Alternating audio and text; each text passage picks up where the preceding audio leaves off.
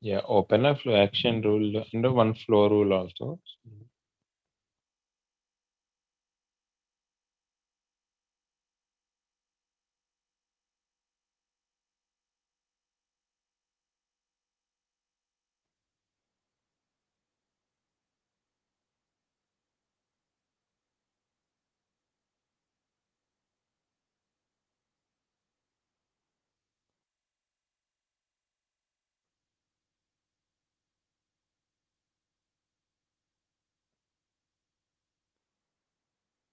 Yeah, go to flow once before going to flow action. Yeah. Yesterday we have discussed it, right? So now we'll start again for the leap from that. Here, the leap, we have a flow, right? In a flow, we have an assignment shape, right? Assignment shape is a representation of a representation of a screen, right? But which screen it has to show? Like we have so many screens in an application. We'll be having so many screens, right? But which screen we have to show? That one we need to define somewhere, right? Or else how the system will know. Like the system cannot understand by its own, right? We have to define the section somewhere on a flow, right? Then only that particular screen will get picked up while executing a flow. Are you getting my point? Okay. Yes. Yes. So. Correct. Like now, see, a flow is an work object. Like flow is in our workflow. Inside flow, we have assignment shapes. Inside assignment shapes, we have connectors. Like we have connectors, right? Inside connectors, we have a flow action. Okay. If you open a flow action, go to a flow action. If you saw the flow action, see on the first tab, it is asking for section. Okay. It is asking for section. We have already discussed about sections. Right? Section is an UA representation. So whenever the first assignment is getting invoked, this particular screen, this particular section will be showing on your screen. Okay. Got my point? Any questions? Any questions? No. No. No. Son. All right. See, what is a flow action? How will flow action will get invoked? Flow action will be invoked from a flow level. Okay. Flow is an high level thing. Inside flow, you have flow actions. Inside flow actions, you will be having a sections. Okay. This is how you will see the screen. Okay. Once the screen, when whatever the screen you are seeing, that particular screen is getting from a flow action.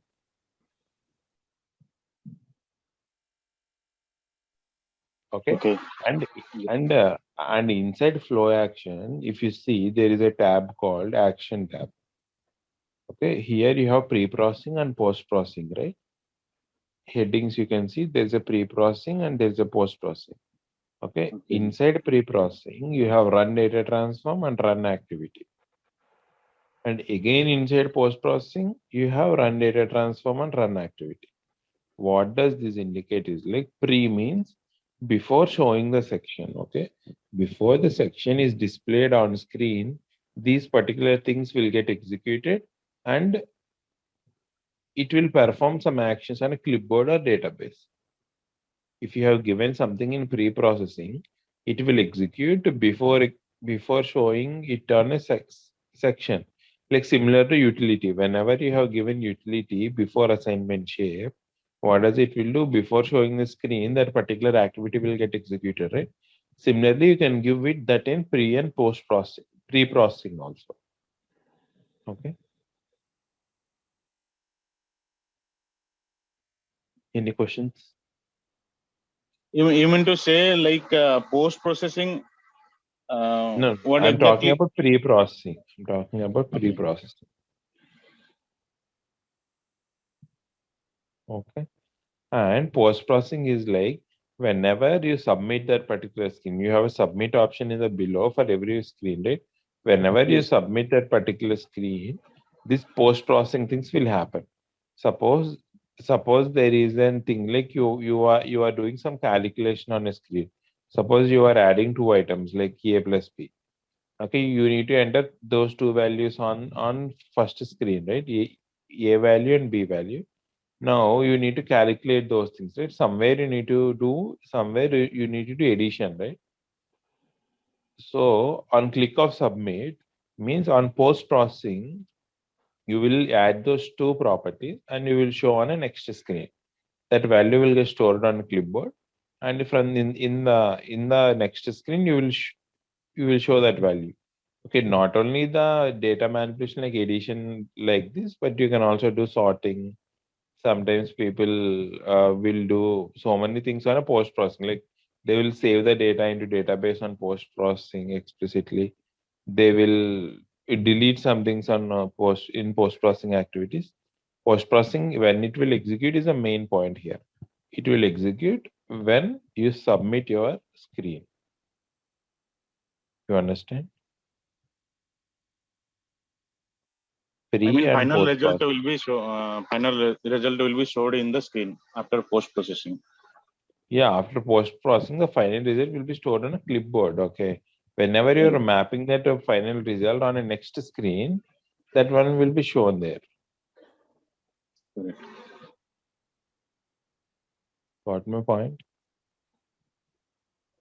Confused? Or shall I repeat once again?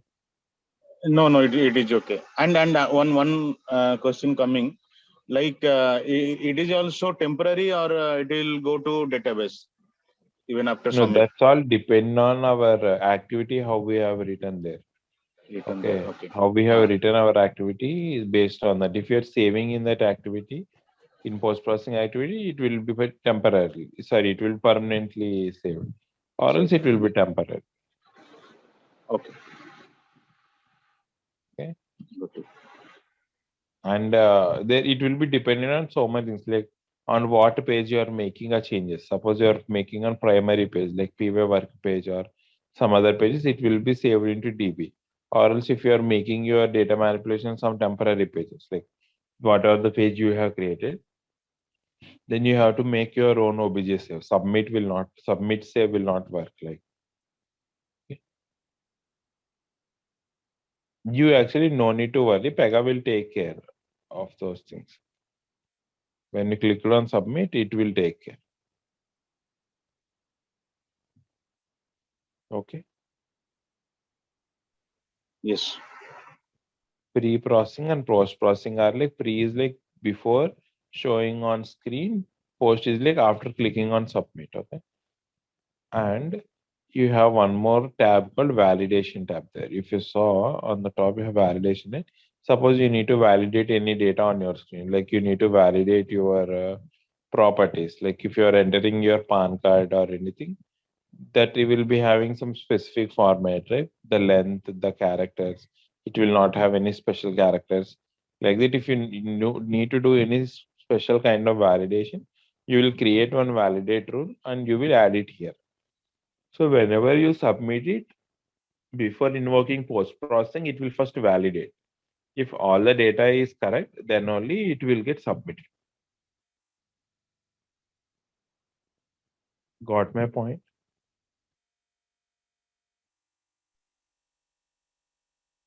Yes. Validation. Validation is like it will validate a particular screen. Whatever the properties you are giving in a validate rule, those properties it will get validated. And if suppose there is any if suppose there is any violation, then it will show a message on screen. It will show a message on screen, but the validation will work only if you click on submit. This validation. Okay?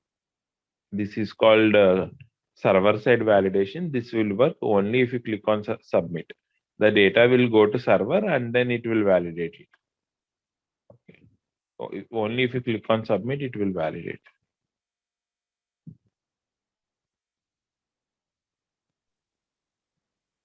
Okay. Any questions here, Suman?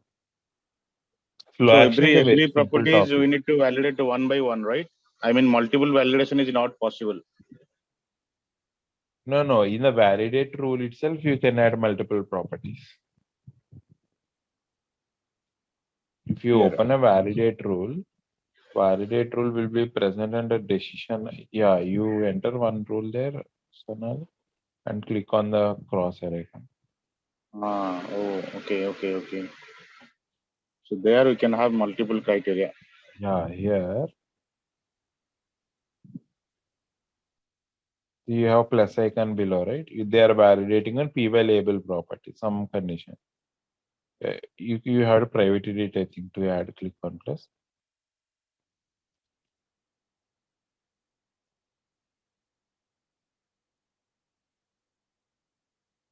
See, you can add whatever property you can do.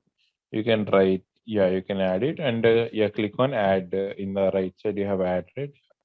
You can add your condition. What is this thing contains? If it is a required property, you check as a required, or else you can do your function. If you click on drop down, see if it is a datetime property, you can check as a past date or future date. Okay, like if suppose it is a datetime property, you have selected first one. Yeah, you selected. So it is asking if is in past. If suppose, yeah, that property is in past, then it will show a message. If suppose there is a date of joining field, date of joining must be future or current, right? It should not be past. So if you give this like this, the condition, if it is in past, it will show that message. You need to give your own custom message. Got it right? Any questions here? No, You can it's clear. yeah, you can easily understand those functions. It will just take in inputs. That's it. Yeah, we don't. For flow action, you will not have parameters, but for in an action, you will be having. Go to action. If you add any data transfer, there are no parameters set there. No? Hmm. Below. For P, yeah, there. For there is a run activity, right, on the top. For pre-processing, there is a run activity, right? Mm-hmm. Yeah, see, there is a Right. parameters below. Oh. No parameters set, right? Parameters are like whenever you need to pass anything, like if you need to filter in an activity, or if you need to do any parameters are like inputs. Okay, whenever you need to give any input, the dynamically changing value, then you need to pass it as a parameter. For Okay. section, you will not pass any parameters. That one you will not use. Go to the top, go to layout.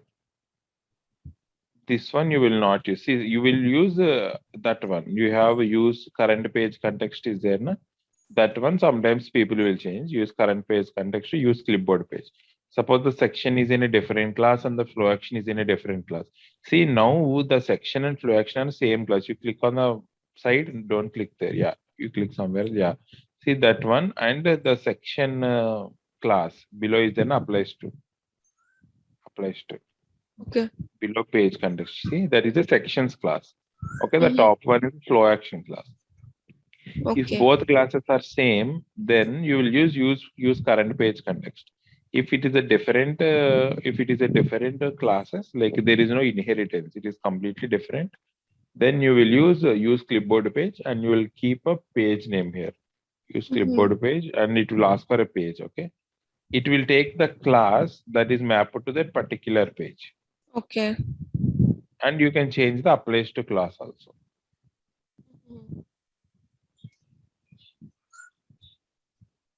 See, just to change the context, you will use these things. Okay, well, doing, you can easily get to know, like how, in which classes your rules are there, you will get to know in your application, right? Yeah. These things you will be able to understand in your class structure, applications class structure. Okay. Will there be a class for, a session for class structure as well? What? Will there be a session for class structure as well? In The this. class, yeah, while implementing it, we will be getting to know. There will not be Okay. any session dedicated to it, but while practicing, you can able to. Okay. Mhm. Okay. Shall we go for agents once? High level view of agents. Yeah. Yeah. Go to technical, expand technical. Click on agents, not on technical. I think she said me. Agents. You open any agent. Okay. You open PEGA Procom. No, PEGA Procom is there. No? Yeah, that. PEGA Procom is an agent for SLAs. Okay. SLA is also an agent. Okay. Backend, the agent only will get invocated for SLAs also. First, we'll see what happen, how the agent rule will be configured. This is an agent. This is how it looks like. Okay, every rule set will be having one agent. Okay, this is a PEGA Procom. This is a rule set. This for one rule set you need to have only one agent. Okay, inside one agent you can add any number of things. See, the name of a rule agent is PEGA Procom, right? ID. But this agent will perform these many tasks, 4 tasks. Okay, you can add n number of tasks here. Okay. Now, why? Okay, are you able to click on plus icon? Just click on. Yeah, you can add n number of tasks here. Okay. Now you can see first thing is just an agent name. What is a thing you are actually invocating, and after that you see you have a pattern, right? Periodic and recurring will be there.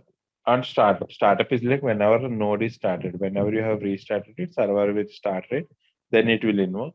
Periodic is like it will ask for intervals, like intervals in a sense, like 40 seconds, 30 seconds. It will run for multiple times in a day. If you keep recurring, it will run for once in a week, like that. You select recurring. You select recurring. See, you click on advanced. See, it is asking on which day it has to invoke, like daily, weekly, monthly, recurring means. So you understand what is a recurring and periodic? Periodic means it will run like in a short interval of time, like 60 seconds, 30 seconds, 1 minute. So if we select periodic and set it for like 1 minute, so after every 1 minute, the agent will run, and that is for like for every day, right? Every one minute. Yeah, for today suppose now that the time is 7:47, right? It will invoke a 7:47, 7:48, 7:49 like that in a particular day. Mhm. And even on next day, But it will continue the same, right? yeah, same. The next also it will continue the Mhm. same. Okay. But this recurring is like, suppose if it is daily, every weekend or something, so Yeah, it will if it is be just daily at 7 triggered. a.m., yeah, Mhm. if it is at daily 7 a.m., it will invoke at 7 a.m. only. Mhm. Means daily one time. Okay. And you can select the time zone, okay? But because the applications will be on so many times, right? You can select the time zone also, on which time zone it has to know. Okay, click on cancel. And we have 2 types of agents. One is standard and advanced. Okay, click on standard. Advanced. Okay, legacy will not use. We have only standard and advanced. Standard in the sense, in a standard agents. Okay, in the standard agents, if suppose any mistake happens. Okay, if suppose any error happens, then what will happen? It will requeue the item. Requeue means, suppose, let me tell you, you have opened a case. Okay, or else you have opened a record. You have done OBJ open. Okay, for employee ID 1. Okay. Then you have acquired a lock on it. You have a lock checkbox when you're doing OBJ open, right? You have clicked on lock checkbox. Now what will happen if you click on lock checkbox? That one will be in your lock. Now if agent is also trying to open that particular thing. Now what will happen? Agent cannot open it because there is a lock acquired by you. It will fail. OBJ open will fail for agent. Now, if it is a standard agent, what does it will do? It will move the item to broken queue. Broken queue means broken items. And it will requeue the items. It will requeue on its own. Means it will again start processing on those items after some time. You understand? This will be taken care by on its own. Yeah, understood. But in case of advanced agents, that requeue will not be there. Okay, we need to perform our own custom requeuing, and we need to specify when and how it has to execute those items, we need to do it again. You got it, what I'm trying to say? No, not validating and all. See, generally standard agents are used to update a work object, okay? It will update a work object. Updation in the sense it will modify some data in a case. If you have created a case called A1, it will do some updation the overnight or something. Suppose if you have if you have issued your debit card, then the debit card status will get something issued or something. You have to change, right? In a day, a bank issues 1,000 numbers of debit card to its customers. Each and every operator cannot open that particular um, each and every operator cannot open that particular customer's record and they cannot update, right? So what generally they will do, they will queue for an agent. There is a method called queue for agent, okay, in an activity. Whenever it will queue for an agent, what it will do, whenever this agent is invoked, then that particular inside an agent, you will be having one activity. You saw there is an activity name in the below. You saw a process event. Yeah, like that you'll be having one activity. Agent is also an activity, but which will invoke on its own. Okay, so what we'll doing in an activity, we'll be opening that customer's record and we'll be doing some updation, some modifying it, and we'll be again saving that record. Okay, we'll be again saving that record. Now, if you are trying to open that customer's record, if you are trying to edit that customer's record, okay, if suppose any other operator has opened that particular customer's record, okay, then what will happen? You cannot modify the data because one operator is already working on that particular customer's record. Again, the agent cannot work on that particular record. So at that time, OBJ open will fail. You understand? Because the lock is with that operator. Got it. Yes. So that DB record cannot be modified by two operators at a time. Yes. So the agent will fail. Whenever the agent is fail, you need to write on jump condition. In activity, we saw a jump condition that if you open the process event also, you can see. Open the process event activity there. See, they are doing some properties. Say it. You click on the jump condition there. It's true. Then jump to later step. Okay, click on executes SLA. Seventh step. They are calling one more activity, right? Yeah, open that activity. They have used call method, right? They are invoking another activity from this. Yeah, click on it. See, they are doing so many things here. And you come down.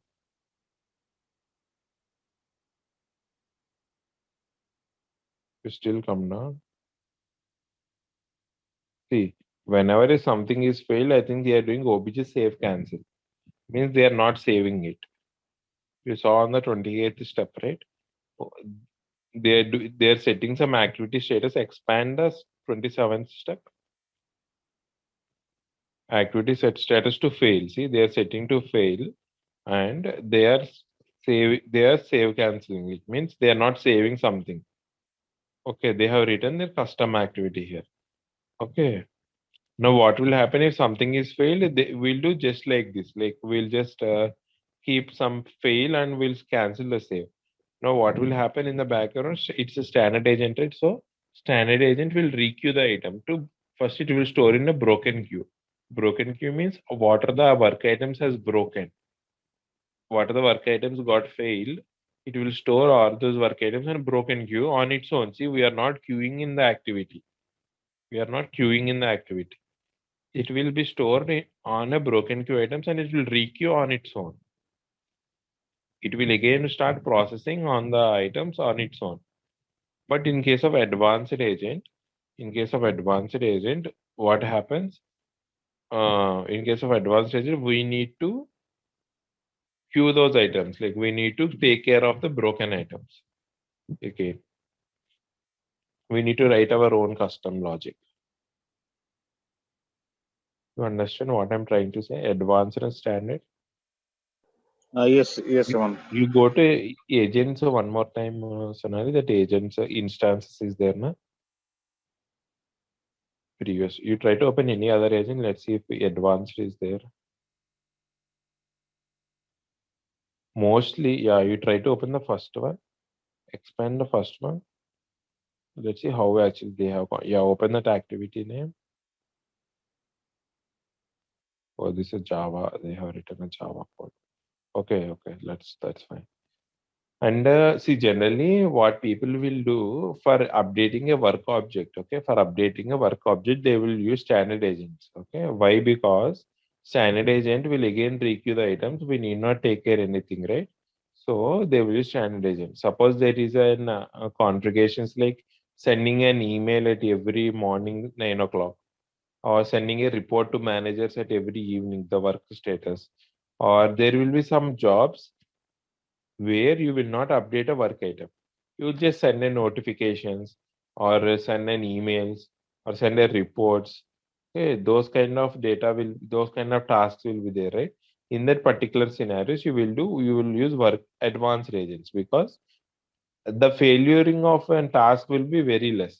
If you need to send an email, okay, every day at 4 o'clock, okay, there is no chance of failing the task because you will not obj open and all you will not do, you will just trigger an email. So those things you will be using advanced agents, okay. Those things you will use advanced agents. See, advanced agents are called job schedulers, okay. Advanced agents are called job schedulers. We need to schedule a job, it will work, okay. But standard agents are called queue processors. Queue processors in the sense they will process one by one work item. The queue it will process. So in the latest versions of PEGA, they have removed the agents and they have removed standard and advanced agents concept. They removed in the sense it will be there, but people will not much show interest to use. People will use if they want to process any work object. They will use a queue processors. If they want to do any kind of email processing, or if they want to send any reports, then they will use job schedulers. You understand it? You are scheduling a job, it will perform it, like sending an email or something like that. Queue processor, like it will open a work item and it will update the work item and again save the record.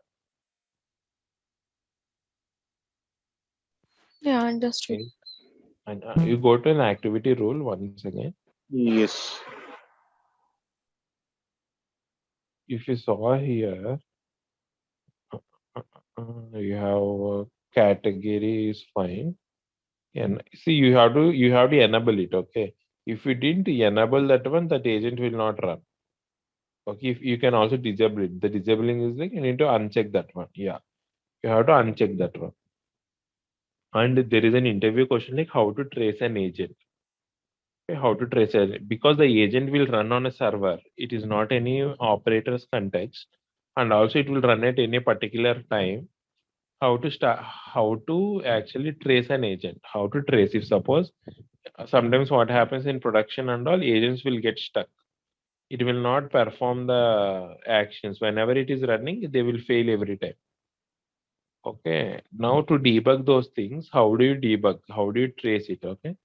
In PEGA old versions, okay, it is a very tough task to trace an agent. Tough in the sense you need to make so many modifications in your designer studio to trace an agent. Like you need to use PAL. There will be one tool called PEGA. That tool is also PEGA's tool only. PEGA analyzers, I think. PLA, PEGA log analyzers, PAL, you have some analyzers. PEGA will provide you using those analyzers, you have to trace an agent. Okay, that is in PEGA version 7. Okay, you need to delay some time and you need to trace it. That is all we not required now. On the top, you have Dev Studio, right? On top. Yeah, if you go to Admin Studio,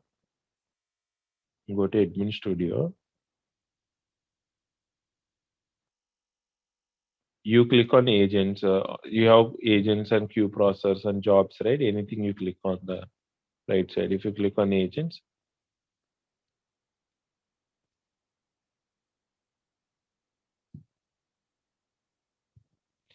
if you have selected one agent, okay, you just select one agent. You expand it. First of all, you expand it. Expand it.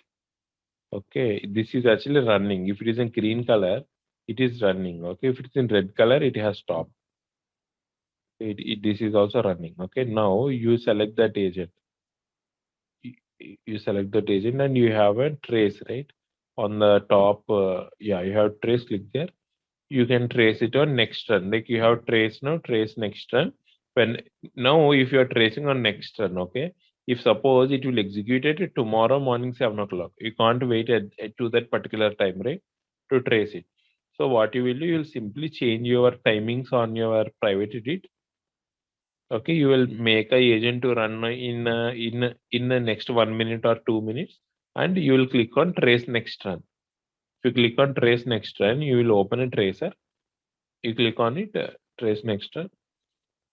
It will be waiting there until waiting for agent to run. Whenever the agent is running, it will trace it. Okay, more than 30 minutes from now means generally what people will do, people will open this agent in a designer studio. They will modify the time. They will modify the time to 1 minute or 2 minutes, and they will perform the debugging. Why it is getting failed while running invocation and all. You understand it? How to trace an agent? This is an interview question. You need to trace an agent from admin studio. So from PEGA 8, right? This is the upgrade. Yeah, this is from PEGA 8. Okay, people will not ask the old things and all now. Okay, if people will not ask how you trace in PEGA 7 like that, they will not ask. They will just ask how do you trace an agent. Sonali, just click on that settings down. Yes. So here, no, I can't see your screen. Yes. So here that tracer, it will not work, Suman. No, this tracer will not see this. What is this tracer? This tracer is to trace. Yeah, this tracer is to trace this particular operator's workflow, right? Because the agent will run on a server, it will not run in this particular operators. Correct. See, you are showing a specific node, all nodes. All nodes means what are the agents present on all the nodes, it will list here. If you select specific node, it will ask for a node, I think, a node URL or Yes, node ID it will ask. Yeah, it will ask something. You need to specify that one. See, it is asked for a node. Current node. So the agents will run on a node, right? So you cannot trace it with normal tracer. Okay. So maybe it will show many agents status. I mean tracer. I mean multiple agents tracer. Will be confused. Yeah.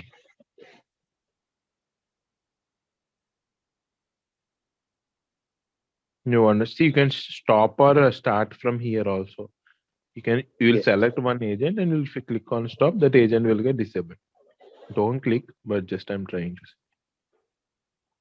Okay. Yes. Similarly, this is an agent. Similarly, it's for job schedulers, and if you go back on the top, yeah, you click on the back. Right? Click on OK. You have jobs. No, jobs are queue process. Those are also look same. You click on job. Similarly, you have you click on one thing. All jobs, some error message is there. I think these are all disabled. Yeah, it will open the job. See, this is how job scheduler looks like. Okay, it is. See, it is also similar to agent only. It will also at the last. It will also execute on server. It will also execute an agent. Sorry, it will also execute an activity. You see in the last you have an activity, right? You have an activity, right? Yeah, and it will also execute. You have see agent job schedule. You have schedule multiple times a day after every 1 minute. Means this is a periodic time. Multiple times a day after every 1 minute. You can set into recurring also. I think you can click on that one. Yeah, monthly, weekly, yearly. This is a recurring. Okay, the job schedulers and agents are for same functionality, but the but the performing will be different. Like in the background, how these will invoke, how actually it will utilize the resources, the database resources and all, that is different. Okay. But more Any question? powerful is schedulers, right? Job Yeah, schedulers are more schedulers and queue performance. process, they were in latest version. They are Yes. introduced in latest version.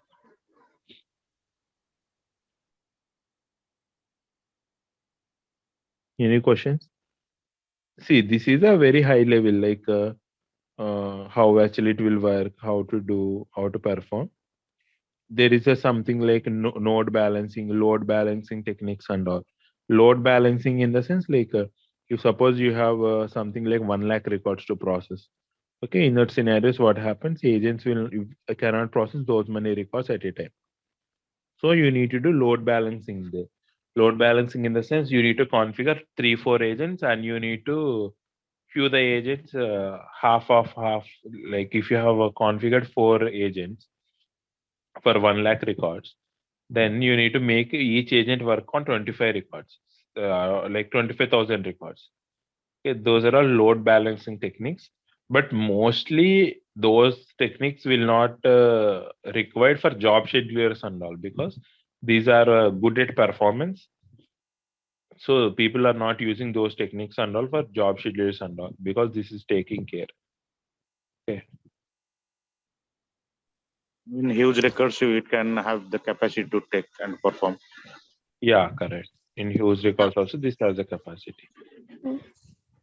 I had a question. I mean, is there a way we can see the broken queues? Yeah, broken queues, we can see somewhere. You can click on configure. Click on configure on the top. Configure. I'll let you know if I couldn't find it now. Go to system. System. Oh, 1 second. Go slowly. Mm,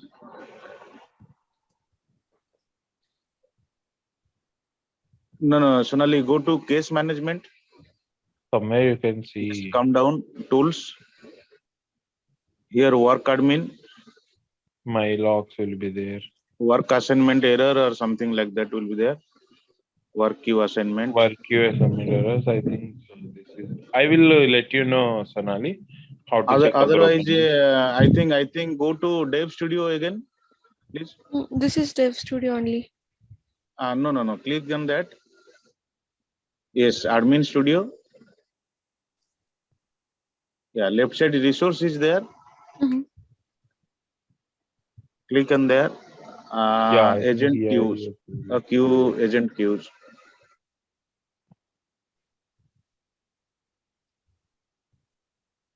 It's loading, I think. I 1 minute. I know it handy on PEGA 7. We used to work on PEGA 7, and then it is a different. Here, Now it has Suman, I think it will show broken queues, whatever there, and we need to you select have and we broken need to, in the right side. yes, and we need to requeue. Requeue option is there, right? Mhm. It's disable. Okay. So we Yeah, need to but select, actually I nothing will is not. there. Yeah, this is a platform, right? This is just we haven't configured any agent, right? So Yes. Mhm. I do once So go through that, Sonali, how to see broken queue and analyze those things. Mhm.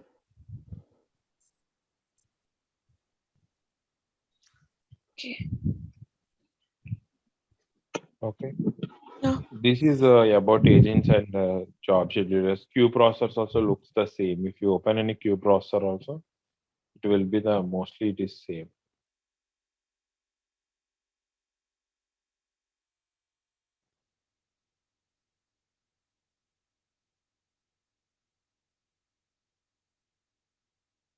Background processing.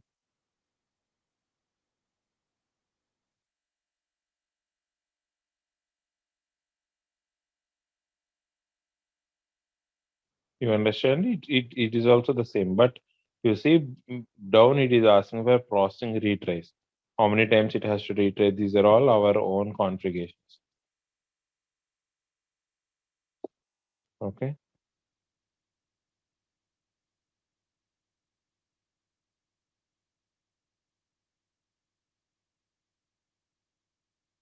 Any questions till now? Agents. Here, just one doubt, Suman. Like queue processor in which cases you need to use, and like we got to know agent and job scheduler.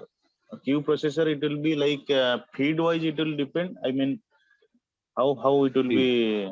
I mean, we are using. No, queue process, you usually you have an activity rate. If you saw in that activity, they will update some work items.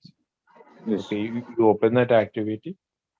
This is an OOTP rate. Mostly they will write some Java code somewhere. See, they are doing some Java step there, sending an email. They are doing some obj delete and they are doing some queue for processing. See, if suppose anything has broken, then they will use queue for processing. Again, they will queue it. Last step. Okay. Yes. We are handling it on our own. You understand? Custom we are doing from our own. Correct. See, you can also update work items from job schedulers also. But what happens, if something fails, you have to write it on your own, the failure logic also. Yep. Okay.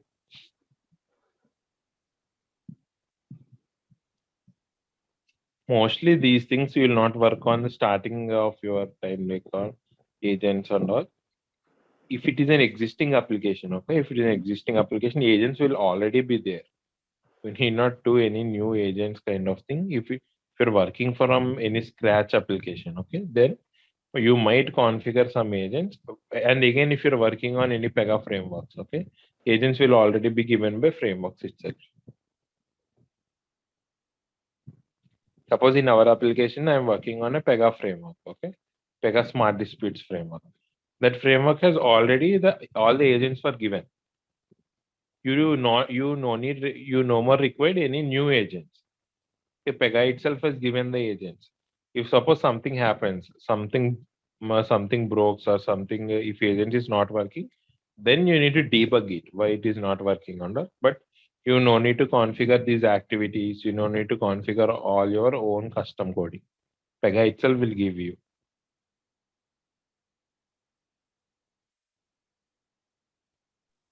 Got it.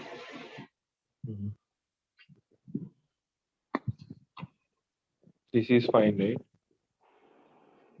Yes, Raman. We'll stop it here for the day.